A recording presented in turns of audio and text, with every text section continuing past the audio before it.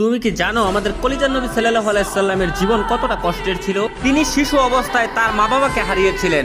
মানুষ তাকে এতিম বলে গালি দিত, তার পবিত্র গালে থাপ্পড় মারত। অসহায় নবীর কান্না ছাড়া আর কোনো পথ ছিল না। নবুয়ত পাওয়ার পর তার আপনজনরাই হয়ে ওঠে তার চিরশত্রু। তাকে পদে পদে হত্যার চেষ্টা করা হয়। মানুষ তার শরীরে ময়লা আবর্জনা ছুঁড়ে মারত, তার রাস্তায় কাটা বিছিয়ে রাখতো। মানুষ তার শরীরে পাথর মারত।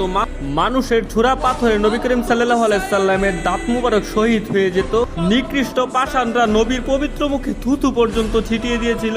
নবী করিম সাল্লাল্লাহু আলাইহি সাল্লামের কষ্টের দহন আরো বাড়লো যখন তার শিশুকালে কলিজার 3 পুত্র সন্তান ইন্তেকাল করেছিল। আবার কলিজার নবীর ঘরে চুলাও জ্বলতো না। ঈদের দিনও তিনি না খেয়ে ঈদগাহে যেতেন। ইসলামের জন্য আমার নবী 3 বছর গাছের পাতা খেয়ে বেঁচেছিলেন। এত কষ্টের মাঝে থেকেও আমাদের কলিজার নবী আমাদের জন্যই শুধু কেঁদেছেন। আমার এই অসহায় নবীকে যদি ভালোবাসো তাহলে কমেন্টে লেখো আই লাভ মুহাম্মদ এবং